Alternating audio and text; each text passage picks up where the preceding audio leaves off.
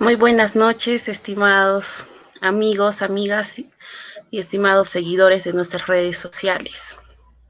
Como ya bien se indicó, vamos a continuar con las sesiones académicas dominicales. En esta oportunidad nos estará acompañando el miembro asociado Elvis Javier Mendoza. Elvis Javier Mendoza es estudiante de la Facultades de Derecho y Ciencias Políticas de la Universidad Nacional de Trujillo. Es coordinador académico del Círculo de Derecho del Centro de Estudios Interdisciplinarios y Participación Ciudadana. Es apoyo particular en juzgados de familia en la subespecialidad de violencia familiar. El tema que va a disertar el día de hoy es constituciones inconstitucionales. Bien, Elvis, deseo la palabra.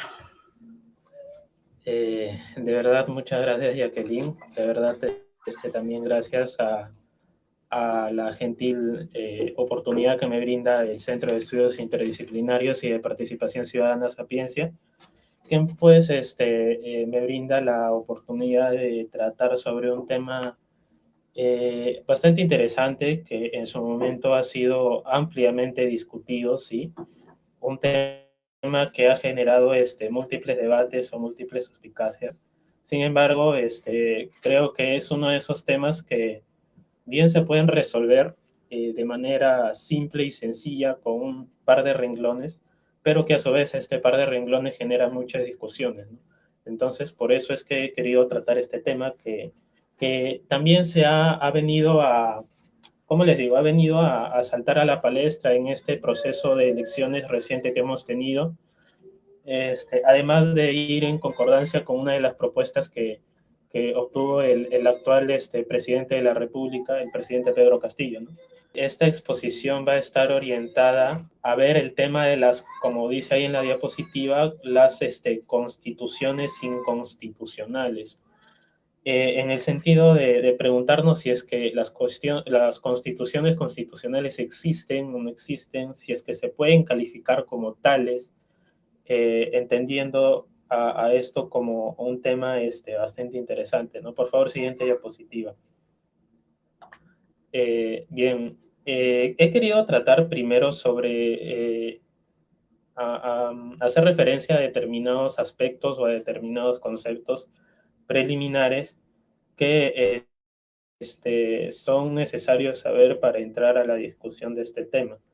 El primero de ellos es tratar de entender qué es la Constitución, porque al fin y al cabo es el objeto central de este tema, que son las constituciones inconstitucionales. De esta manera, hemos esbozado un concepto bastante resumido que dice que es la norma suprema de todo ordenamiento jurídico, ¿no? Constituyéndose como un acuerdo de reglas de convivencia, es decir, una forma de pacto social y político. Yo siempre en este aspecto o en este tema, en esta parte de la concepción que se tiene sobre constitución, siempre tomo el ejemplo de una línea, ¿no? Si es que nosotros vamos a enseñarles a una persona nueva en el derecho o en proceso de formación, como lo estamos en realidad todos, partiríamos de la siguiente manera, ¿no? Dibujaríamos una línea así, una línea recta, como si mi mano fuera una línea, y dijéramos que esto es la Constitución. Entonces, la Constitución, ¿qué va a hacer? Va a ser un límite que va a estar representado por esta línea. El poder va a ir así, y el poder no va a pasar esta línea que es el límite que en realidad sería la Constitución. Entonces, nosotros podemos concluir de esto que la Constitución en sí es una norma suprema de todo ordenamiento jurídico, obviamente, y es el límite al poder. Sinceramente, nosotros creemos que la Constitución, para ser Constitución como tal, tiene que ser sí o sí la norma suprema del Estado, porque si no, no tendría ningún sentido, no tendría ningún valor. Por ahí decía un profesor argentino, nos hacía la precisión de ciertas concepciones que se tenían sobre esto, ¿no? Y al final de cuentas, el doctor nos decía, o decía, ¿no? En realidad, porque es un profesor que está orientado al tema universitario, nos decía que la Constitución es una mera hoja de papel. O sea, yo no puedo ir, por ejemplo, con una columna de tanques, o sea, pararme frente a una columna de tanques con la Constitución y decir, señores, la Constitución, porque la columna de tanques me pasa por encima, ¿no? Entonces, para que sea una verdadera Constitución, tiene que ser realmente vivida, tiene que ser un documento que, bueno, en buena cuenta tiene que ser un pacto, un verdadero pacto social, y tiene que ser plenamente vivida en el sentido de que las personas, ¿sí? Las personas crean fehacientemente que este documento es la norma suprema de todo el ordenamiento jurídico.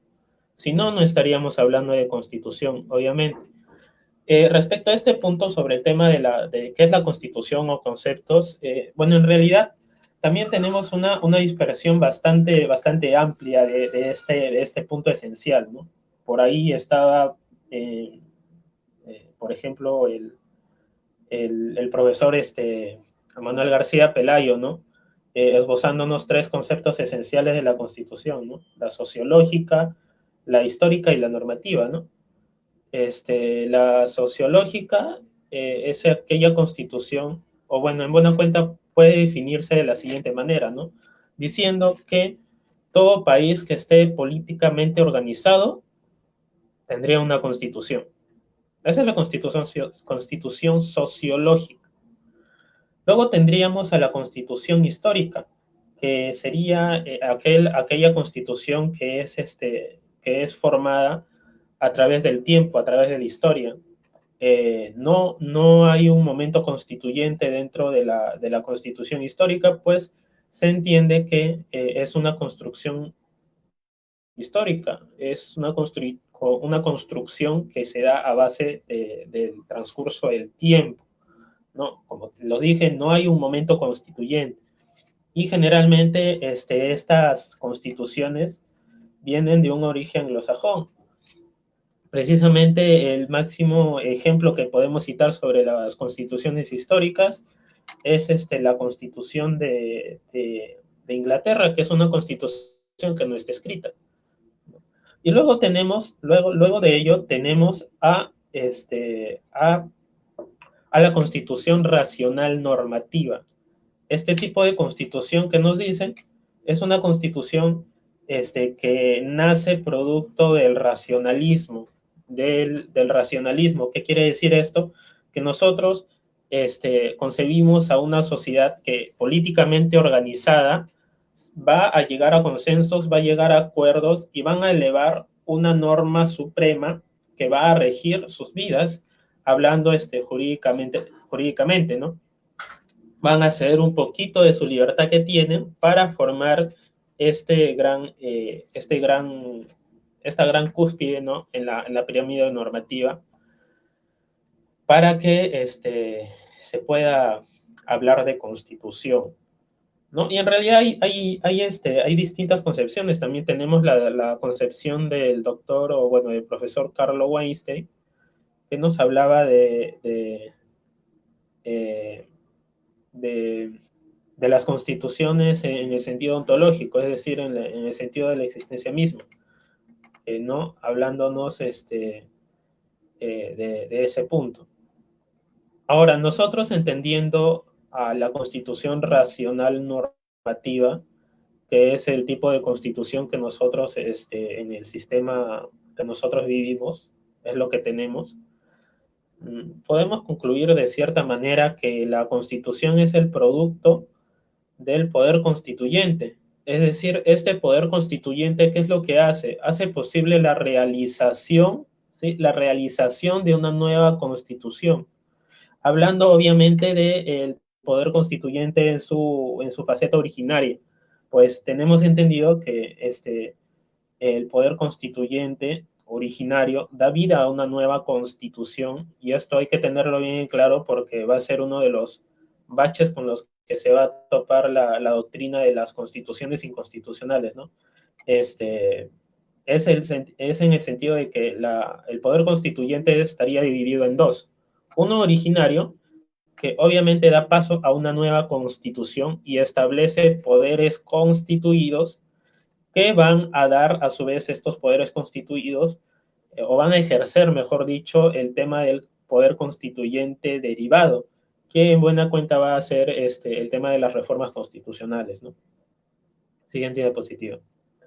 Entonces, partiendo de este punto, nosotros vamos a poder entender que la Constitución va a nacer del poder constituyente. Siguiente diapositiva, por favor, Jacqueline. Bien, entonces nosotros podemos ver que, ¿sí? Vamos a poder ver lo siguiente. Vamos a poder ver que la Constitución es nacida obviamente de un acuerdo social, de un acto político, que es el poder constituyente, un poder que obviamente reside en el pueblo. Pero nosotros, entrando ya al tema de las constituciones inconstitucionales, que en realidad parecerían un juego de palabras, porque ¿cómo sería posible declarar inconstitucional una constitución si la constitución es la norma suprema y no está suprema?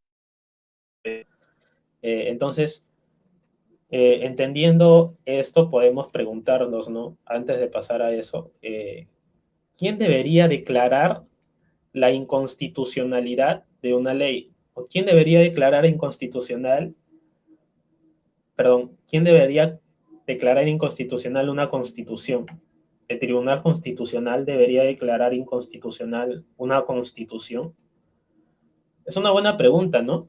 Porque nosotros sabemos que en nuestro modelo, ¿no? En nuestro ordenamiento jurídico, tenemos el llamado control de la constitucionalidad concentrado, que lo ejerce el Tribunal Constitucional como el máximo órgano interpretativo y el máximo defensor, el máximo garante de la Constitución. Lo decía el profesor Hans Kelsen, ¿no? A diferencia de su contraparte, el profesor Carl Smith, que establecía que el poder, quien debería ser el defensor de la Constitución sería el poder, dentro de los poderes constituidos, el más fuerte, el poder ejecutivo. Pero bueno, entonces, si nosotros partimos de esa idea, nosotros vamos a tener en nuestro ordenamiento, en el Tribunal Constitucional, al mejor, o bueno, al defensor más grande que va a tener la Constitución, ¿no? Aquel que va a resolver aquellos litigios en materia constitucional y temas sobre los aspectos constitucionales, ¿no? Los aspectos constitucionales.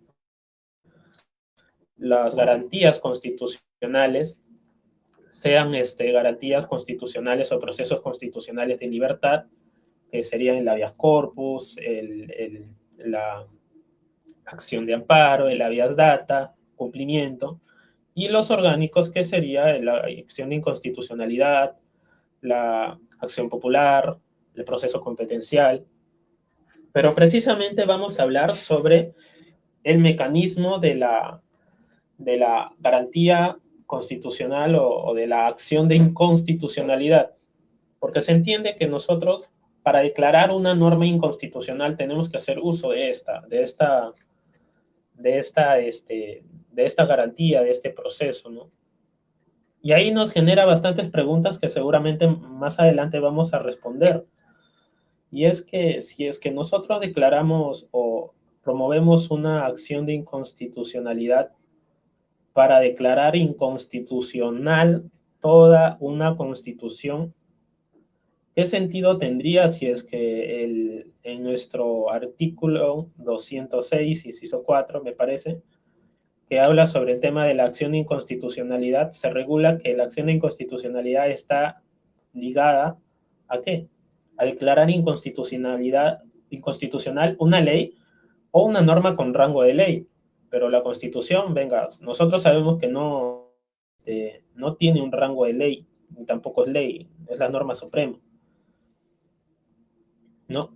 Y otro aspecto que podríamos sacar de esta pregunta es, ¿cómo es que el Tribunal Constitucional puede declarar inconstitucional a una Constitución si es la Constitución la que le dota de poderes? eh, es como si, es como si el Tribunal Constitucional se declarara inconstitucional a sí mismo, porque el Tribunal Constitucional está regulado en la Constitución o está garantizado, el ejercicio de sus poderes está garantizado por la Constitución. En ese sentido, sería demasiado improbable que una acción de inconstitucionalidad, si es que se pudiera interponer también, eh, prospere y este tribunal pueda declararlo fundado. Es demasiado improbable. De hecho, el único ejemplo que hemos tenido es el del expediente 14-2003 de acción de inconstitucionalidad, ¿no? Del TC, en donde el doctor Alberto Boreodría y 5.000 ciudadanos más ejercían este derecho a llamar a una acción de inconstitucionalidad para que se declare inconstitucional toda una ley, perdón, toda una constitución, en base al artículo 309 de la Constitución de 1979, ¿no? Que establecía, en buena cuenta, que si es que no se hacía un cambio constitucional total de la Constitución respecto al procedimiento que ella establecía, entonces esta Constitución no valía. Siguiente diapositiva, por favor, Jacqueline. Entonces, nosotros, al principio ya mencioné que había una doctrina de las constituciones inconstitucionales, ¿no? Y resumidamente vamos a ver algunos puntos sobre esto, ¿no? Primero, para definirla, podemos decir que la doctrina de las constituciones inconstitucionales, en buena cuenta, sería un complejo de sentencias. ¿Qué es lo que van a hacer? Van a declarar la inconstitucionalidad de una constitución política, ¿no? Van a declarar la inconstitucionalidad de una constitución política. Pero vamos a ver y vamos a darnos cuenta de que esta doctrina de las constituciones inconstitucionales, primero, va a atacar a la manifestación del poder constituyente. Sí, a la manifestación del poder constituyente, porque ustedes saben que la Constitución es la manifestación del poder constituyente. Y el poder constituyente, en realidad, el ejercicio del poder constituyente no puede declararse ni inconstitucional, ni ilícito, ni lícito tampoco, ni constitucional, porque el ejercicio del poder constituyente es una potestad soberana que no está sujeto a ningún límite. Y eso hay que tenerlo en claro. Es cierto que es una manifestación política, es un ejercicio político, pero no está sujeto a ninguna norma, ni siquiera a ninguna constitución, porque la constitución viene después del poder constituyente. Entonces hay que empezar por ahí. Segundo, nos preguntamos cuál es la base para dictar como inconstitucional una constitución. Pues se entiende que para declarar inconstitucional una constitución se tiene que tener una base, o bueno, por lo menos para declarar inconstitucional una norma se tiene que tener una base, ¿no? ¿Qué base sería esa? No les preguntaría a ustedes, ¿no? ¿Qué base sería esa? ¿En base a qué declaramos inconstitucional una constitución? Estaría en el caso, por ejemplo, de la Constitución de 1993, la actual, la vigente, y la que se pretende cambiar, se decía que era inconstitucional, ¿no? Era inconstitucional.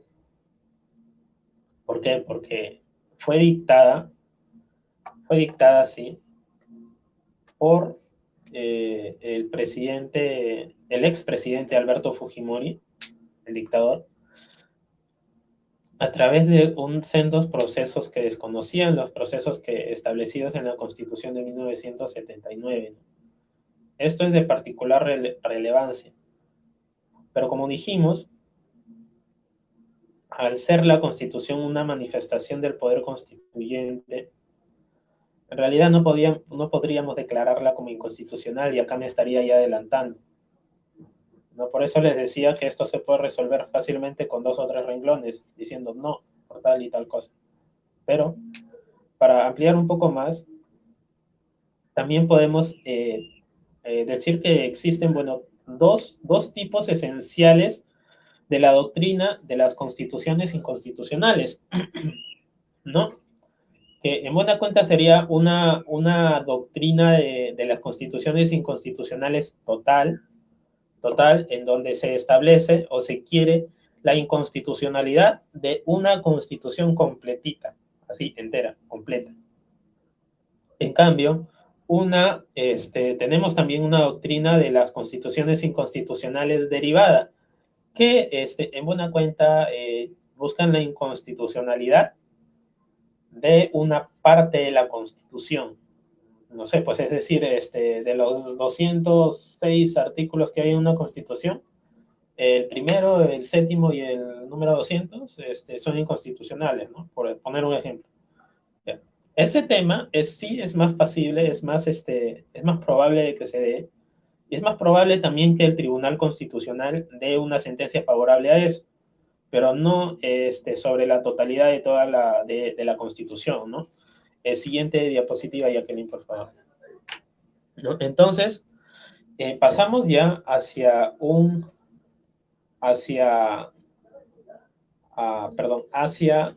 la siguiente diapositiva, está bien esa, y pasamos ya a aspectos ya un poco más centrales, ¿no?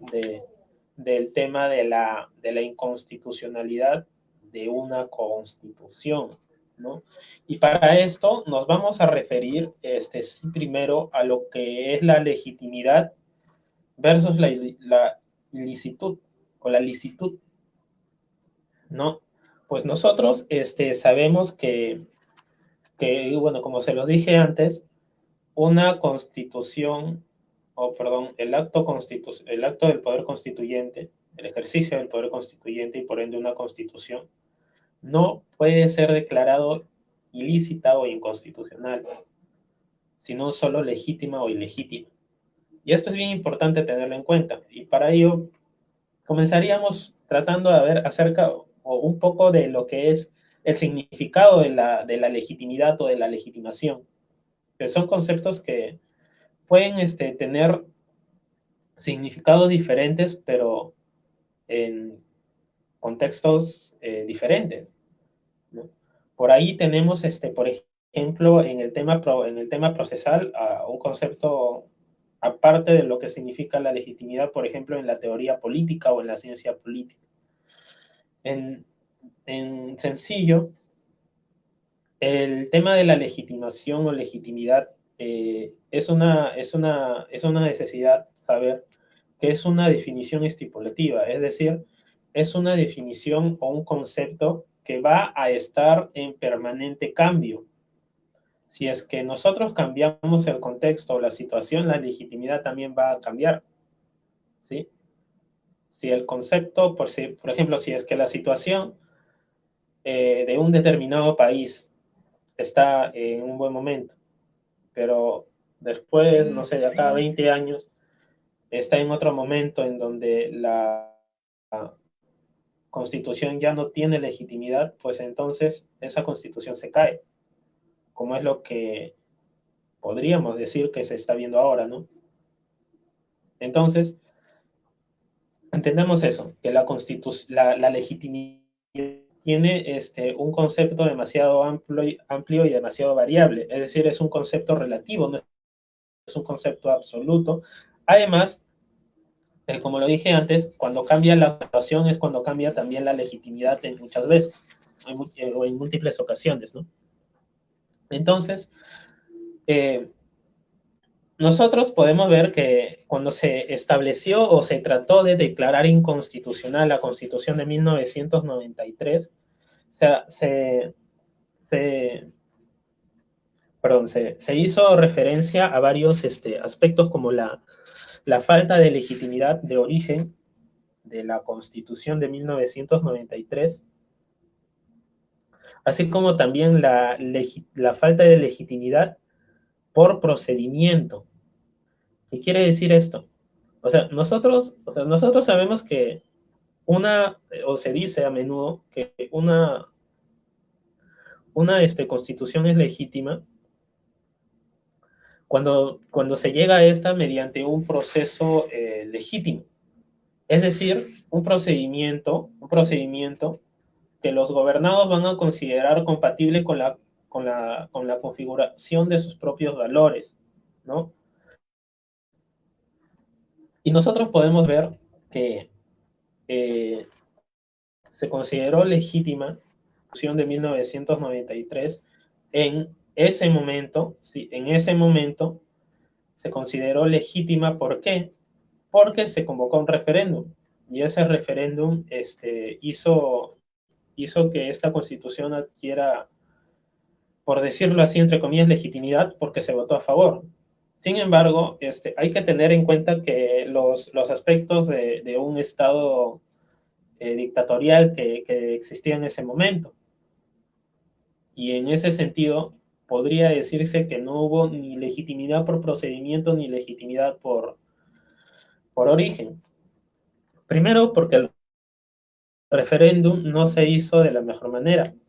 Es cierto que en ese momento había una cantidad aproximada de 11 millones y tantos de electores. De esos 11 millones, asistieron solo 8 millones. De esos 8 millones, los votos válidos alcanzaron apenas 6 millones. Y de esos 6 millones, poquito más de la mitad votaron a favor. Entonces no podríamos estar hablando plenamente de una legitimidad por origen, porque aparte, esta Constitución no empezó a regir verdaderamente desde que se promulgó o desde que se dictó en el año 1993 y empezó a regir a partir del 94, porque hasta los mismos creadores de estas se paseaban por encima de la Constitución. Y esta Constitución se dice que en realidad empezó a adquirir valor y empezó a adquirir respeto a partir del gobierno transitorio del señor Valentín Paniagua. Entonces, podemos decir que la Constitución de 1993, haciendo referencia a este aspecto, haciendo referencia así a este aspecto, podríamos decir que no tuvo legitimidad de origen en determinado momento, pero que después sí la tuvo. Entonces, primero, carecería de sentido el declarar inconstitucional en ese momento a la Constitución de 1993. Primero. Además, podemos decir que, que constituyó en realidad un ilícito que se haya dictado una Constitución en un aspecto o en un contexto de un alzamiento en armas, porque recordemos que en ese momento el expresidente Alberto y el ejército de Estados Unidos en un gobierno de facto. Ahora, para seguir con la exposición, nosotros ya hicimos referencia a que el referéndum para legitimar a la Constitución del 93 fue bastante dudoso y que también hubo ausencia de legitimidad de origen. No hay que olvidarnos de eso, de legitimidad de origen en determinado momento, pero que después sí fue plenamente observada, podría decirse, a menos de una forma decente. Pero, en fin. Ahora, nosotros, hablando ya sobre la validez de la Constitución o de una Constitución, nosotros podemos decir también que al igual de la legitimidad, no hay un concepto unánime o un concepto único de lo que es la validez, ¿no? Se dice, por ejemplo, que una norma es válida, como está plenamente establecido en la diapositiva que vemos en pantalla. Tenemos un primer concepto de que una norma es válida cuando está en vigor. Es decir, una norma, cuando ya está en vigor, es decir, cuando ya ha sido, digamos que publicada en el Diario Peruano, tratándose de una norma con rango de ley, y pasado el día siguiente ya estaría en vigor, entonces ya sería válida. Nosotros sabemos que una vez que se aplica una norma, podría ser válida o no, o podríamos revisar antes los vicios que ésta tiene. Este es un concepto bastante recurrente, ¿no? y digamos que bastante discutido, ¿no? Sin embargo, está ahí. Ahora, podemos decir también que en segundo lugar, podemos tener a la validez de una norma, a un concepto de validez, es decir, a la validez de una norma, entendiéndose a esta como en relación a su obligatoriedad. Es decir, la obligatoriedad de una norma depende de qué, depende de su existencia. Si una norma existe y es aplicable, entonces es obligatoria y por lo tanto es válida. Una constitución, en realidad, para tenerlo esto bien, bien en claro, una constitución vendría a ser ¿qué? Vendría en este tema de la constitución en relación a su obligatoriedad, vendría a ser una constitución válida si es que esta es obligatoria. Es decir, esto se produce, la obligatoriedad de una constitución o de una norma se produce por el solo hecho de que se encuentre en vigor y haya sido, o digamos que promulgada por una autoridad normativa. Obviamente nosotros sabemos que si es que una constitución está en vigor es porque sí o sí tiene que ser cumplida. No, digamos que no hay, no hay recurso alguno que nos impida, digámoslo de alguna manera, eh, escapar al ámbito de la Constitución, porque la Constitución, al fin y al cabo, es la fuente de fuentes, la norma suprema. Y posterior a eso, nosotros tenemos a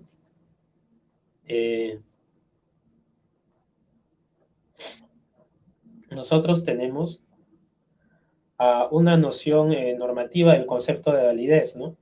De tal forma que la validez, hablando en el aspecto que estábamos ahora, sea un sinónimo de obligatoriedad, ¿no? Entonces, respecto a este punto, nosotros podríamos preguntarnos por el fundamento de esta validez, que equivale a preguntar por el fundamento de la obligatoriedad del derecho, ¿no?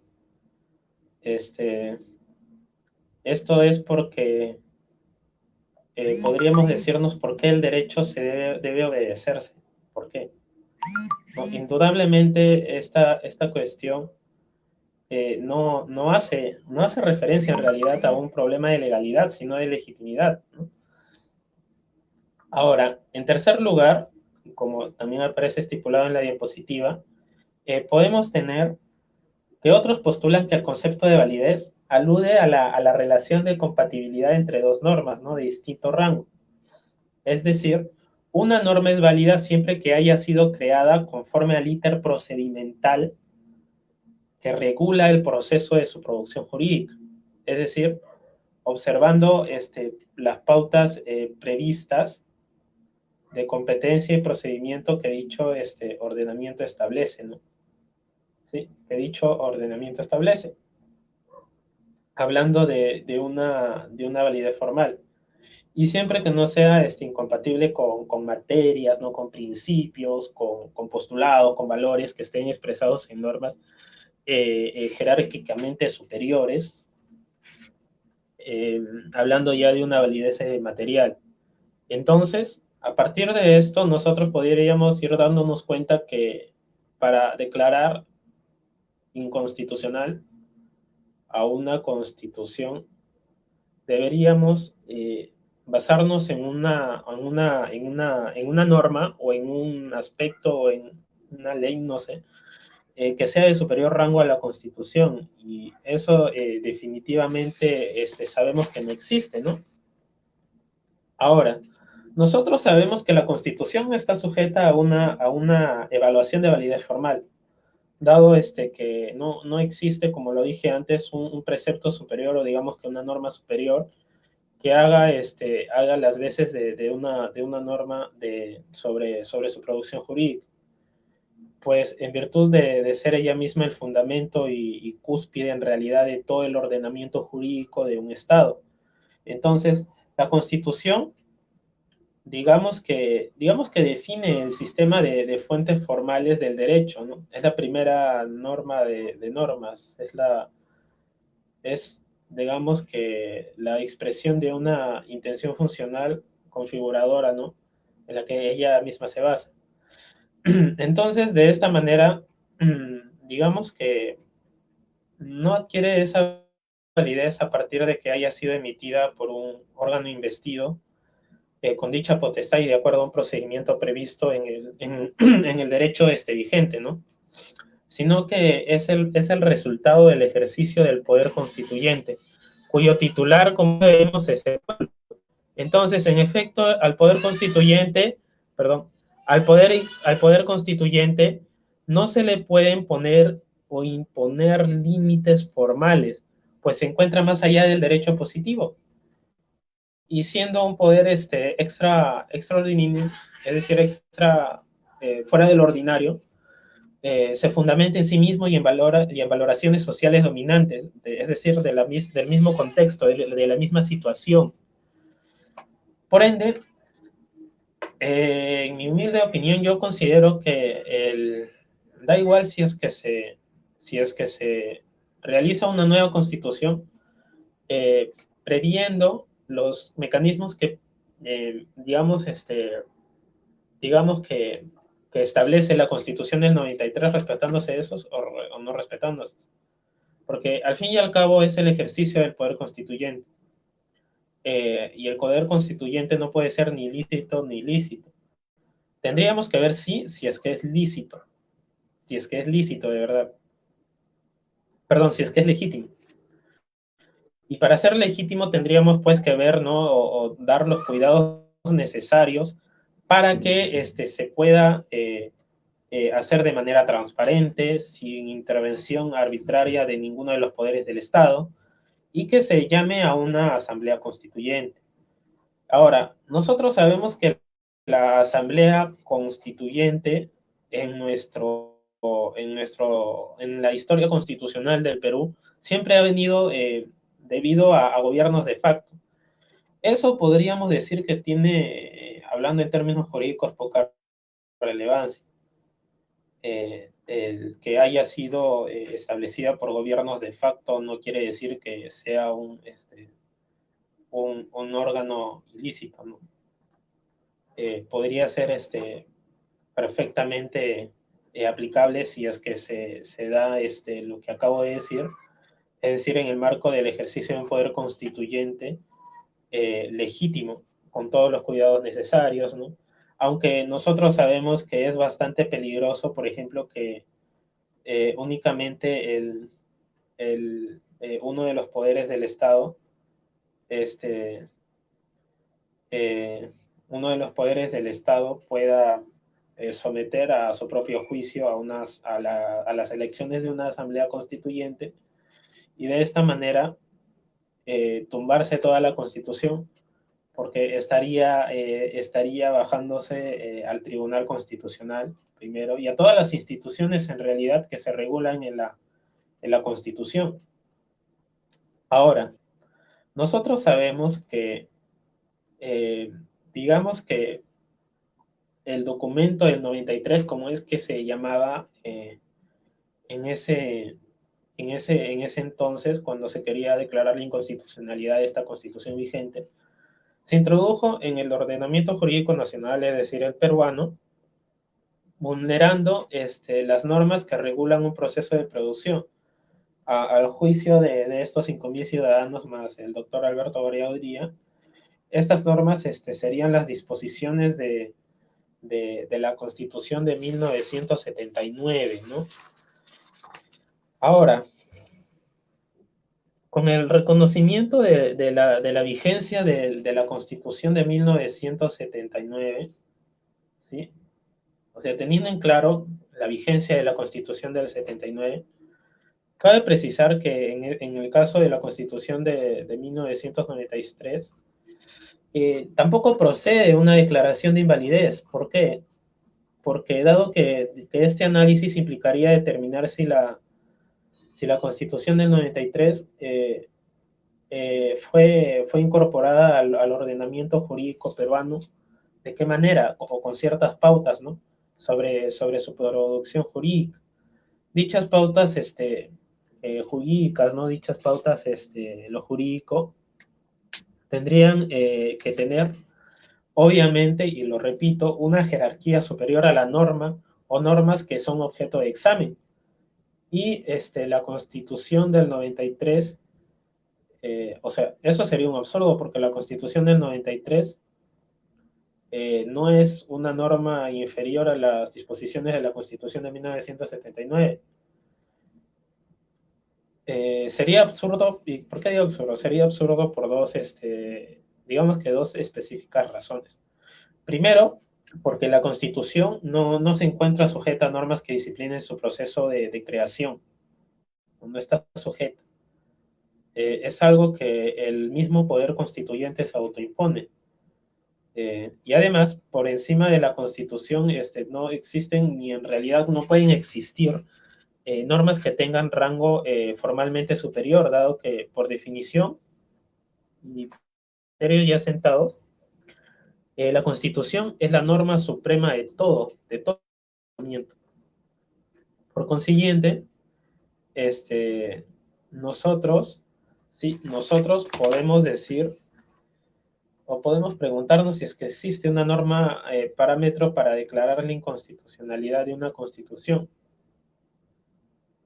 Y para esto cabría preguntarnos si es que la acción de inconstitucionalidad es ese procedimiento para declarar inconstitucional una constitución. Como les dije, en un principio algo muy controvertido y algo muy lógico, porque primero la acción de inconstitucionalidad está dirigida para normas con rango de ley o para las leyes en sí, no necesariamente para una constitución. Y aunque aún así no sé, digamos que nos da una sorpresa el TC y declara inconstitucional una constitución, o la constitución del 93, ¿no? Vía una acción de inconstitucionalidad, sería una paradoja porque estaría declarándose inconstitucional una constitución bajo un procedimiento que ella misma establece y que al ser declarada inconstitucional esa constitución, este procedimiento también sería inconstitucional, lo que generaría un enorme dolor de cabeza porque la constitución no se puede contradecir a ella misma. ¿Sí? Entonces queda claro que en principio se trata de un principio en juicio abstracto de dos normas de distinta jerarquía, hablando del tema de la acción de inconstitucionalidad, pero no podemos decir que pueda de alguna manera las constituciones en su totalidad.